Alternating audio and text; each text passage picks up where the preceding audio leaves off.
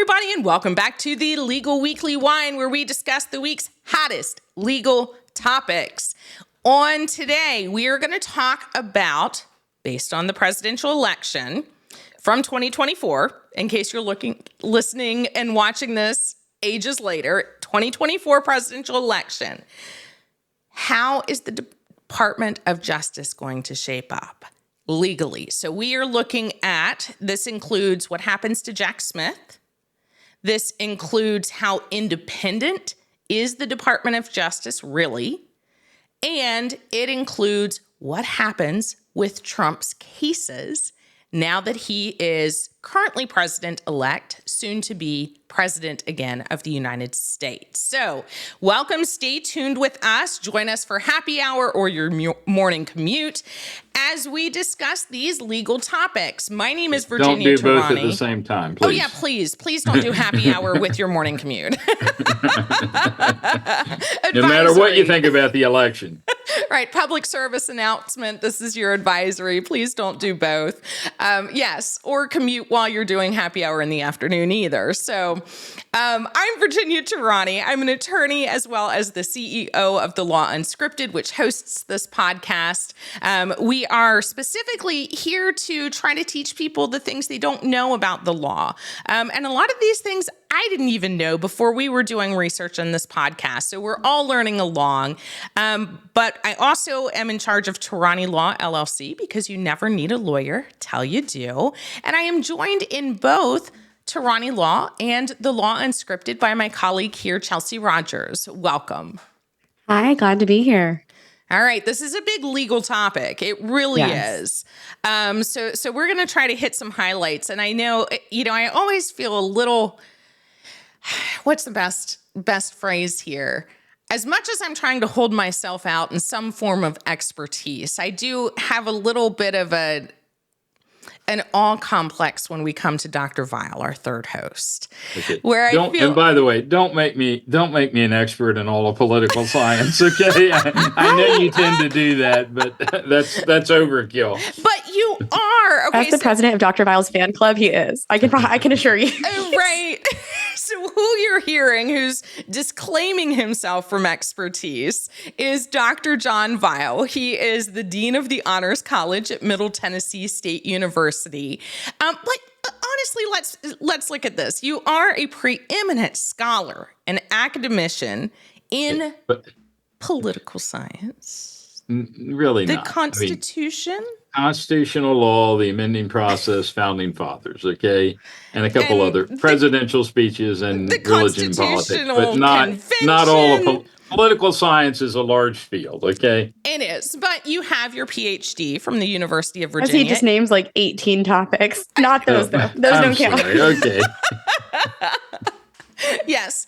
What we're calling our expert in political science, along with all of these other specific topics within the larger group of political science. I will tell you, my undergrad degree in political science doesn't quite come close to your mastery of at least specific portions of political science. And my knowledge of the law doesn't come, particularly criminal law, doesn't come nearly close to yours. So. Well, thank you. I've been practicing. It's literally, you guys, it's 19 years now that I've been practicing. So I just reached that milestone. Next year, we're clearly looking at 20. And I'm like, wow, I've really been practicing that long. Isn't it 10,000 hours? Isn't that what they say? Is that what it is? In any area, if you devote 10,000 hours or more of your time to it, and you do it conscientiously, you're going to be an expert. Oh, amazing. So it goes back to the concert pianist that I heard, and he said that the woman said, if I could play like you, I'd play all the time. And his response was, if you played all the time, you could play like me. It's not quite true because not everybody has musical talent to the same degree, but there's a lot to it. Yeah, what a great comment. On something long enough, you can become an expert in it. Absolutely. Well, I am no expert in wine, but it is the Legal Weekly wine, and I know what I like. And I've brought back the same bottle that I have, and I'm going to tell you, for our series, I think it's appropriate. I'm going to bring the same bottle of wine, at least to a couple of them, because it's very good. I highly recommend Charles Woodson's Intercept. It's a red blend So I can't say, is it one particular? I should probably read the label as to what exactly it is, if it even says. But it is definitely a blend, and it's absolutely delicious, especially for the fall, where it's not too heavy, but it is more fall flavor, and it's a gorgeous glass of wine. So that's what I am using and bringing to the table. Dr. Vile's here with his water. He's got it. I think one of these days we're hoping it turns into wine.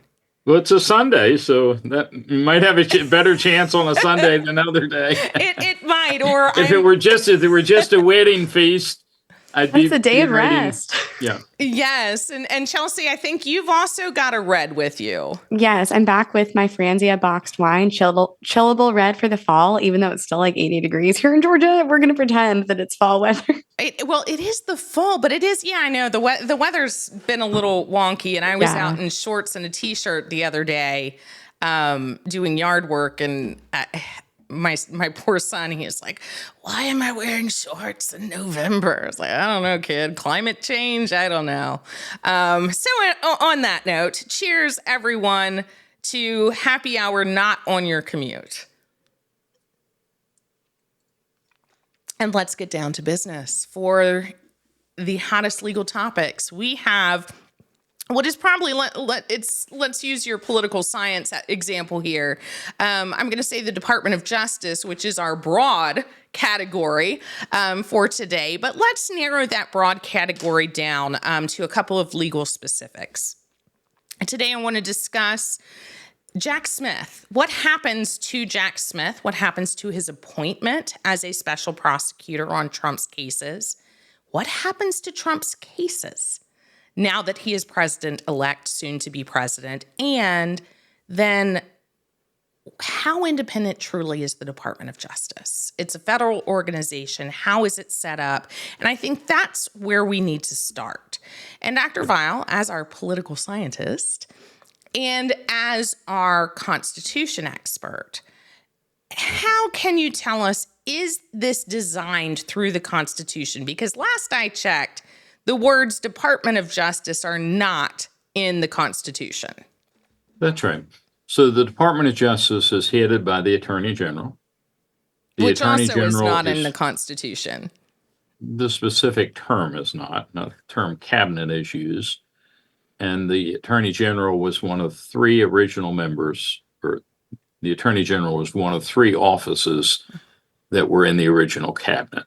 And they were Department of Treasury, think Alexander Hamilton, Department of State, and I think it was still called State then. Department of State was Thomas Jefferson. And then the Attorney General was Edmund Randolph. Okay. Now, there's an expectation. What's tricky? So the president appoints and can fire the Attorney General. And if you'll remember, President Trump in his first term had a somewhat contentious relation. He brought in a new Attorney General and basically sacked him. He got a second Attorney General, Bill Barr, which was much more to his liking, but particularly when it came to election denial, seemed to back off his support for Trump, and I think clearly is not going to be reappointed to that position. Right. So historically, this is tricky. If you go back to the Wilson administration, Woodrow Wilson, he appointed an Attorney General by the last name of Mitchell, who led a series of raids against anarchists and socialists and communists and what's usually known as the first Red Scare. And I think there's little doubt that was somewhat political in nature. They basically went after anyone, including academics, who did not support American entry into World War I. And you could certainly have been a patriot and still not thought, that America should be involved in that.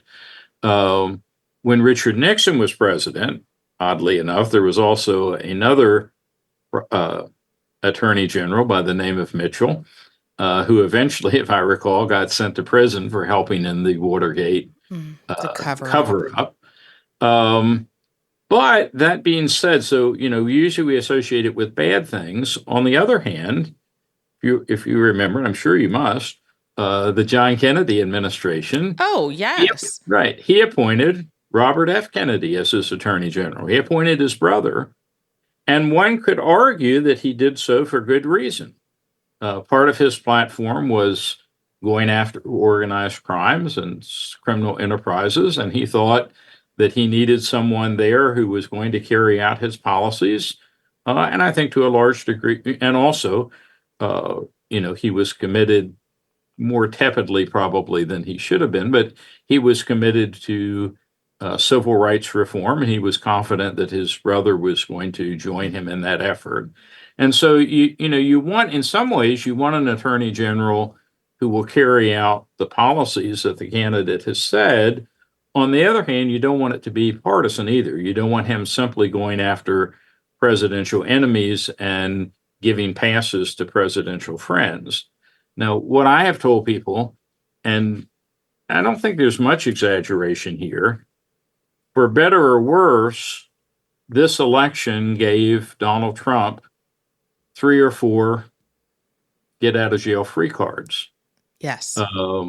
Agreed. It looks like now, just to complicate things further, special prosecutors are in there. Or special counsel? What is the term that we're using now for Jack Smith?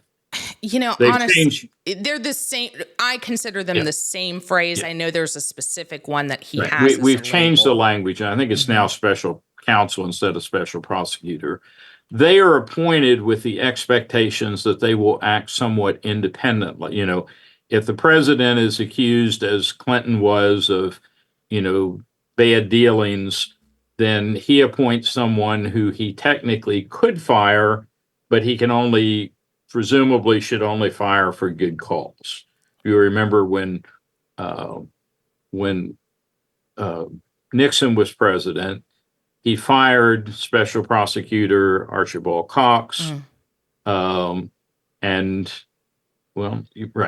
then his attorney general resigned, and his assistant attorney general resigned, and finally the solicitor general, I believe it was, who may have been assistant to the assistant, I don't know, but Robert Bork stepped in and said, well, I'll fire them.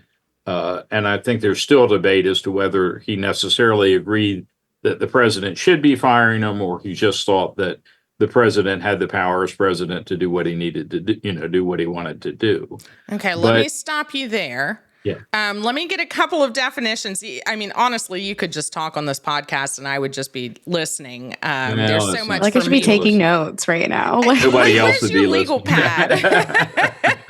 No, this is great background information and what we need to know. So let me ask 2 basic questions.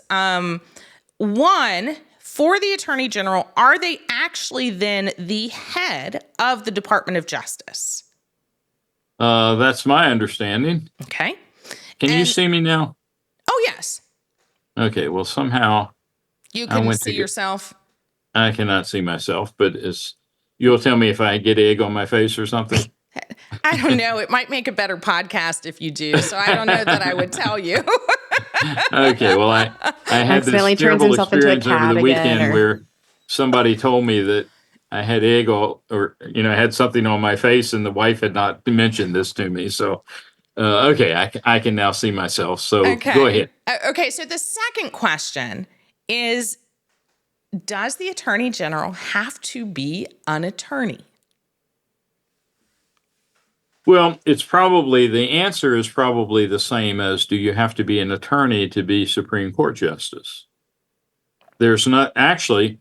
We talked about earlier in an earlier podcast about what presidential qualifications are and why there isn't a disqualification if you're a convicted felon.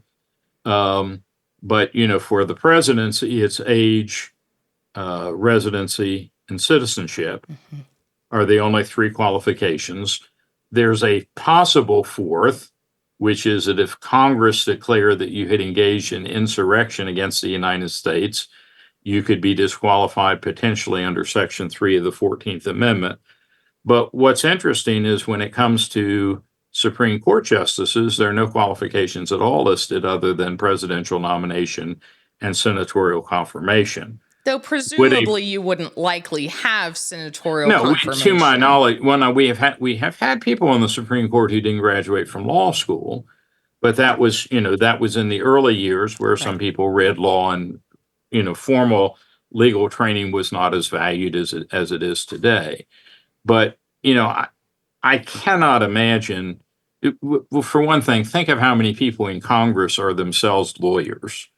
So it's hard to believe that many of them would be willing to confirm someone who was not a member of their trade. I mean, it's just protecting professional interest. But let's ask that question then. And Chelsey, of course, you will know the answer as I roll my eyes at even myself, because I'm asking because I honestly don't recall. And this is where our constitutional expert comes into play. I'm going to rag you on this the whole time, Dr. Vile. So as our Constitution expert. No, he's actually the personality hire. I don't know if you guys have noticed. He has no expertise. He's just on here for his thrilling commentary. You mean I'm the eye candy of the show? Yes, exactly. You really need to. If so, we need to check out. Okay? This is it. Reevaluate why our numbers aren't very. One of the beauties of being a dean or not is that every graduation I get to sit on the stage, and usually we're too deep. We keep hiring deans and associate provosts and on and on and on. But anytime they put me on the front row, I always conclude that we're really in trouble if they're using me for the eye candy. So, anyway. Well, I think it's because of how lavish and colorful your robe is and all of your honors affixed to your robes. Well, I like to peacock as a if you're an honors dean, particularly, if you don't have more medals than the next guy, you really shouldn't be there. So I do play that up a bit. That's why you're there. And I gained some cred when I told them that although they had thought I had my kindergarten graduation there, I didn't actually go to kindergarten. So it was one of the medals did not in fact come from that. Now, 7th grade, we need not go there. Hilarious. Okay, so here's my next question. Does the Attorney General, if it's a cabinet pick chosen by the president, does Congress get any say over this person? Oh, absolutely. He's a cabinet officer. What they don't get say over is they don't get... That's hilarious you say that. Of course it is, but... You are one to know. The rest are not. So what does it mean for the cabinet? Well, no, wait. All cabinet officers have to be appointed by the president and confirmed. And confirmed. Right. Okay. Now, and how much does it take to be confirmed? Well, Chelsey, this is clearly for you. Well, you're confirmed by the Senate. So you need a majority of the vote of the Senate for confirmation. Okay. Now, where it gets complicated is when it comes to lower, I honestly need to review this, and I just have revised it at you. I'm sorry. I did research and don't remember. There have been times where you could have a filibuster for nominations that would simply derail it, and in some cases that would require. Usually, it takes 60 to invoke closure and end a filibuster. I believe that for the Supreme Court, that is now down to a majority, and I cannot remember whether it's a majority for other judges or not. But president can appoint his own personal advisors. So the new head of staff, that does not require confirmation. And one of the fascinating things to watch in this presidency is, what role will Elon Musk play? It seems clear that Trump trusts him a lot, and apparently the people, a lot of his followers think this is a very good thing, but it's not altogether clear. Could he be confirmed? I don't know. One of the things that's fascinating about the Trump presidency is he probably has more conflicts of interest, particularly when it comes to financial matters, of anyone who has ever held the presidency. Right. And so, would this come up in confirmations? I think it's more likely, say, that well, and then, the other case we mentioned Musk, the other case would be Robert F. Kennedy. I'm not sure that he could be confirmed. He seems out of the mainstream, to me at least, in terms of many of his policies. Right. But you are going to have a majority in the Senate, and if Trump wants him badly enough, he might be. Well, and so here's my question for Chelsey. What if he tries to put Giuliani in there? To put who? Melania? Giuliani. Oh, Giuliani.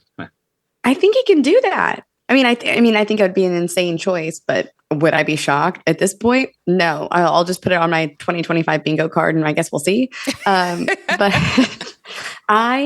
I think he can do that, and it would come up to whether or not he was able to be confirmed. But I think he can, right? Am I wrong? Yeah. Well, he can try to appoint him. Right.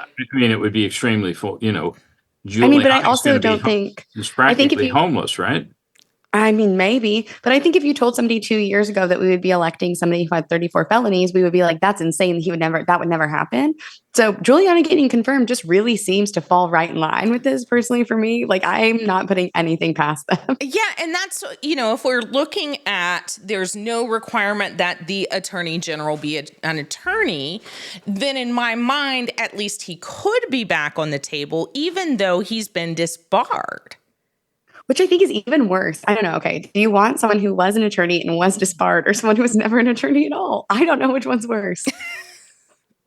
Again, what's more likely to happen is that Trump could continue to rely on Giuliani for advice.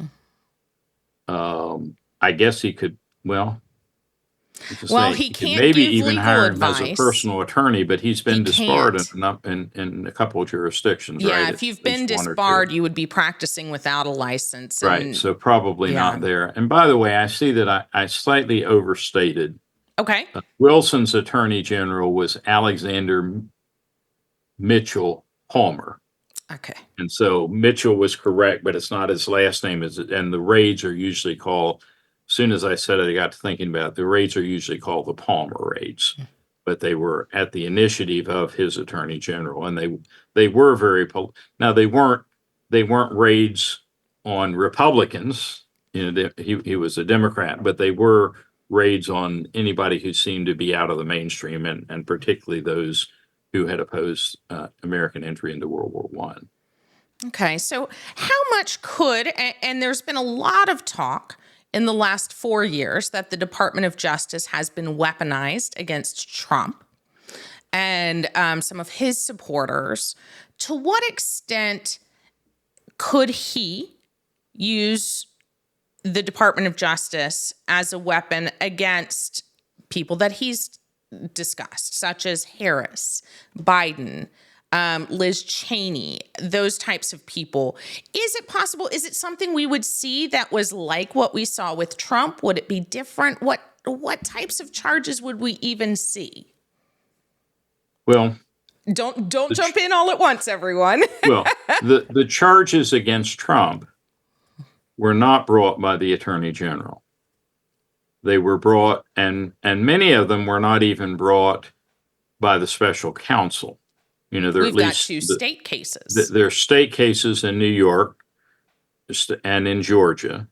The ones that the prosecutor brought under special prosecutor were the election interference, and then also the documents case in Florida. There may be one, there may be one or two that I've left out here. So it was not.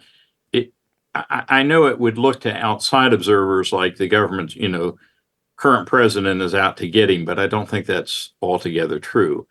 Now, we do know that in the 2016, Trump promised, many Trump campaign events said, lock her up. For Hillary. In response to Hillary Clinton.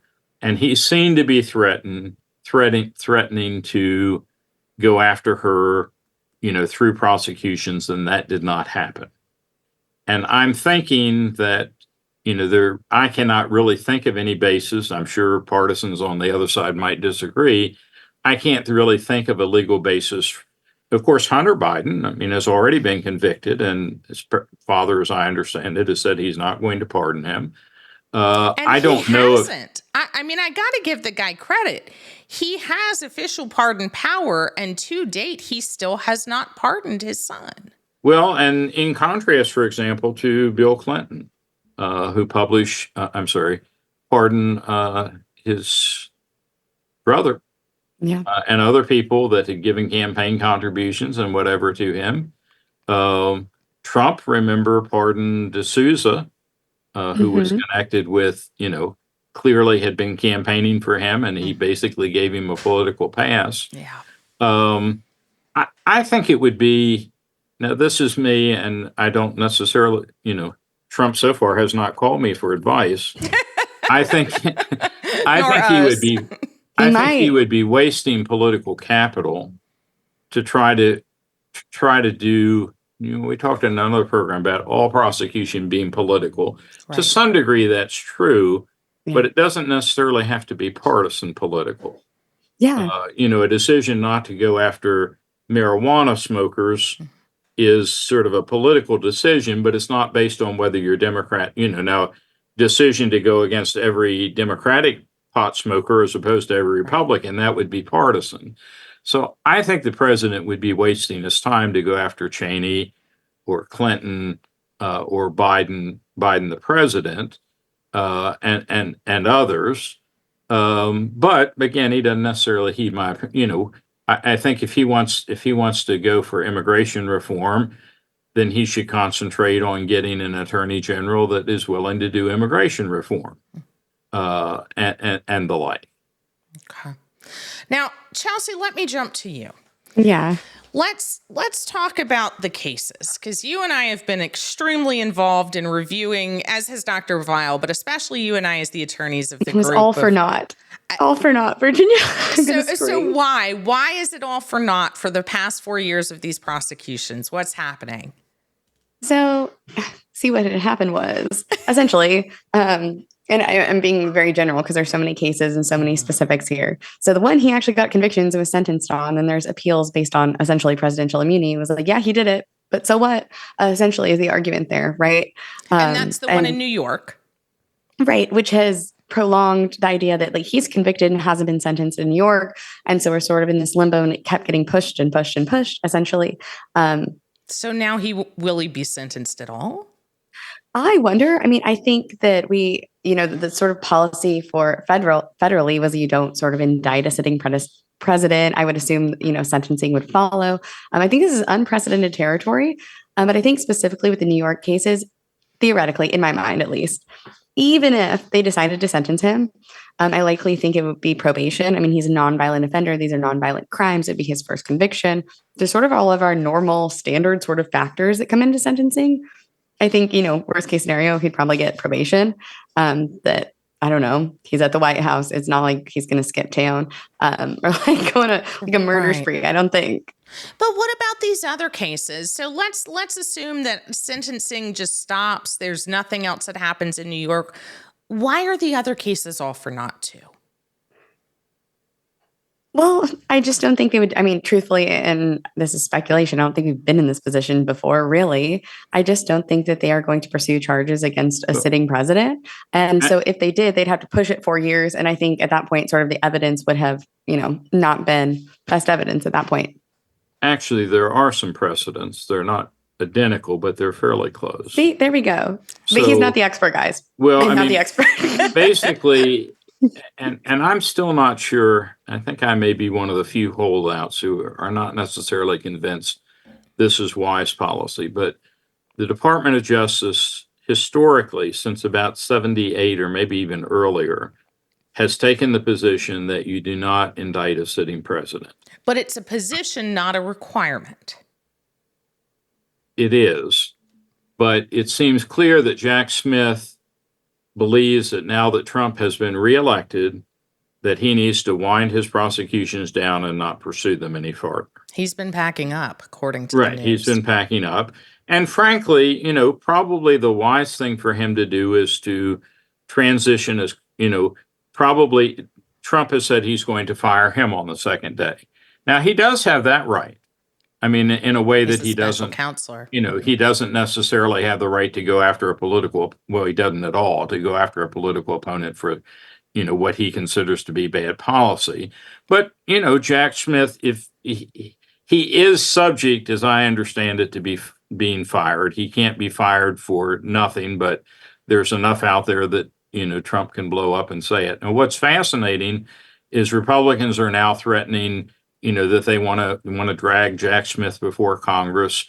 I think we could see something similar to what happened during the second Red Scare during the McCarthy era, where you bring people up and try to embarrass them, in front of a national audience.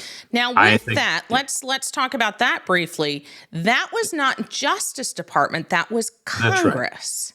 That's right. That, primarily McCarthy himself. Nixon was in on part of this. He was one of those who was, relentless in his pursuit of communists that he thought were undermining the country, and was successful through a series of events of basically prosecuting people through the media. Eventually, so do you think it's more likely, and in my mind, I will say yes, but I'd love to hear the take from you too.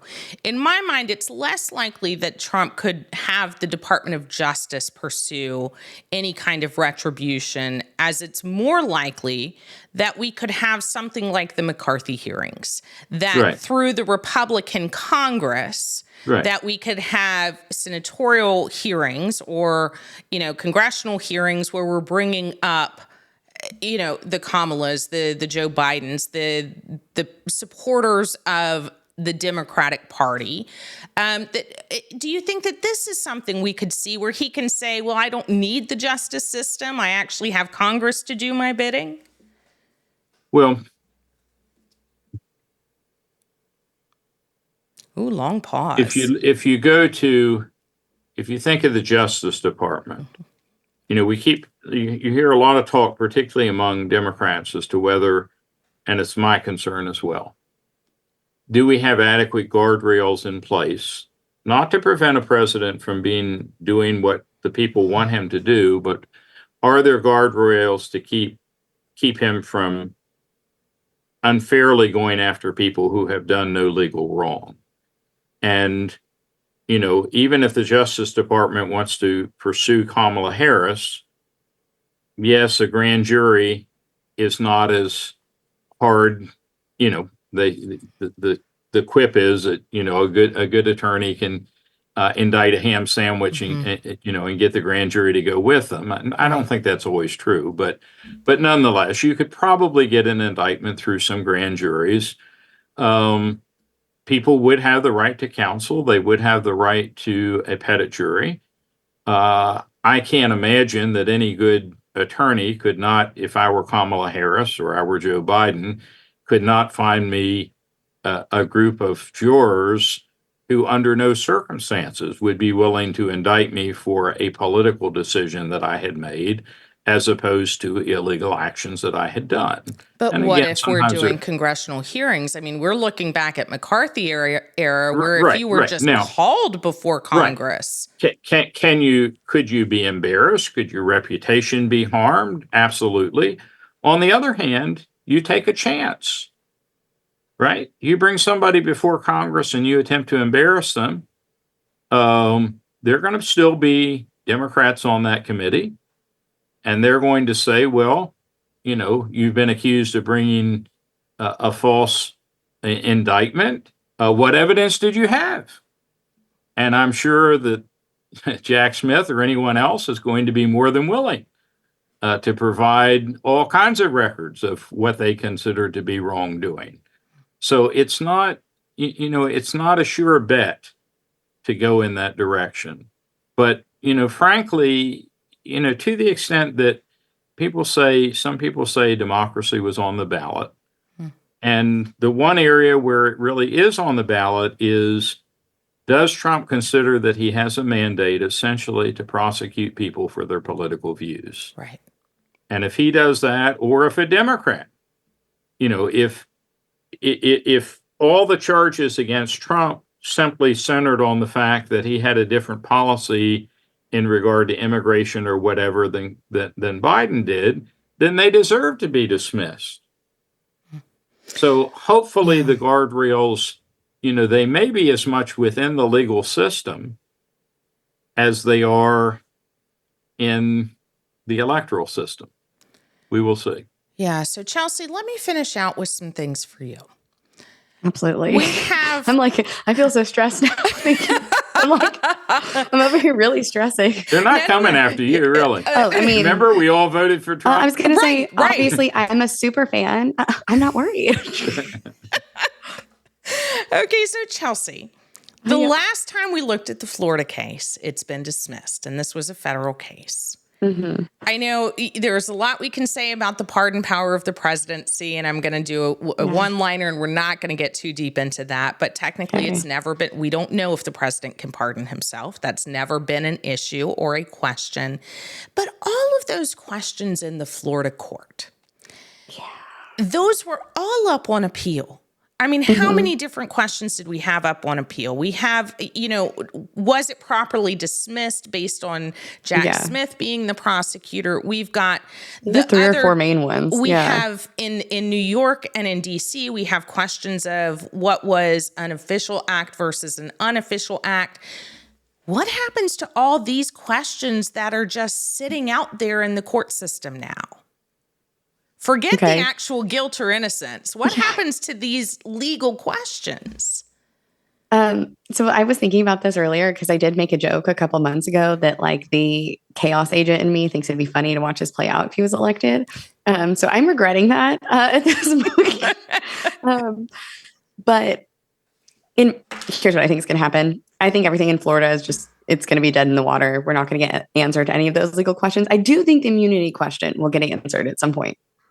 So that's coming from the New York case about whether or not it's official duties and did he have immunity for these things. I think we'll get an answer to that at some point in the next 4 years, but everything else I think is just going to be dropped. Now, and with the New York case, though, this doesn't have anything to do with the documents. It doesn't have anything to do with the election. I mean, we're kind of limited like the to least his finances for official and unofficial acts. And basically they're fines, right? Rather than jail. I mean, no, it could get jail. Misdemeanors, it would be fines versus the jail. Okay. But yeah, and it's kind of like the least, at least in my opinion, I don't know, everyone's going to disagree. I think the New York case is the least scandalous thing, right? Okay, you pay, essentially, as my mom likes to say this all the time, every time we've talked about this case, she's like, so he paid somebody out of the wrong checkbook. That is what he said. She says all the time about this case. And of course, there's so much more nuance. And I'm like, that's not it. And she was like, but really, that's kind of what it comes to. And I'm like, yeah, basically, unfortunately, that's true. He pays somebody out of the wrong checkbook with the intent to commit another crime. Yep, that's pretty much the summary of the case.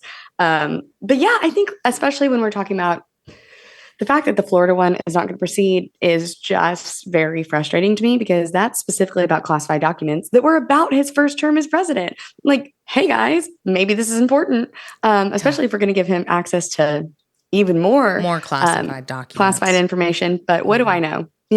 I also just have the impending fear that we'll end up with a Vance presidency at some point during this. And I can't think about that or I will just spiral, to be honest. Yeah. One of the fascinating things to watch for Trump is Trump got burned in his first administration. And I think he should be grateful, frankly. He got burned by Pence because Pence was unwilling to follow his dictates when he thought the Constitution was being violated. Right. He got stung by generals who, frankly, thought he was an idiot. Right. He got stung by an attorney general who was unwilling to simply go after political enemies or to agree with him on the election. And the lesson he learned is probably not a good one, which is I need to surround myself with sycophants. Yes, man. yes men, yes women. And that's dangerous. John Kennedy is Abraham Lincoln, if you remember, one of the key books about him is called, what is it? Is this the vampire one? No, it's the Rivals. So sorry. Like a cabinet of rivals. Levity. Joyce Goodwin. Either of you know the title? Anyway, there's a great book about Lincoln, which basically says he filled his cabinet with a number of people who had wanted to be president and who were his political rivals, but he had a way. He would often take a vote of the cabinet, and sometimes after he'd take the vote, he'd say, "Well, I'm going to go a different way." But it wasn't. He only did it after he listened to other people. All of it. And you can go all the way back to the book of Proverbs. That a good king has wise counselors, and wise counselors can be quite different from sycophants or yes men or yes women. And I guess my primary concern, going back to our last podcast, is, don't over magnify the mandate that you have. Try to figure out what's essential and what's legal. And, if you use the rest, we expect a certain degree of duplicity or misdirection when it comes to political campaigning. Right. But be willing to listen to rival points of view. That doesn't mean you can't make the decision in the end, but make sure you're going forward with relatively full information before you proceed. All right. So we are going to drop a link to the prior podcast in the description and at the end of this program. And with that, we talked about, we're kind of doing a series on the president and the presidential elections. And that was the legal theories behind the presidency, the election, what happens with the electoral college and some other breakdowns there. So catch that one. One of our next ones going to be discussing executive orders and what are the parameters there, what are the bounds, and what are the things that are permissible? What are we going to see? So these are all in relation to the legality and the legal part of it. So join us for that. In the meantime, hit like or subscribe so you can follow us, share it with others so they can hear our take on the local legal politics or the legality. I don't know, however you want to say it. It's getting late for me. But in any case, I'm Virginia Tehrani. I'm joined by my colleagues, Chelsey Rogers and Dr. John Vile. Enjoy the rest of your happy hour, and we will catch you next time on the Legal Weekly Wine.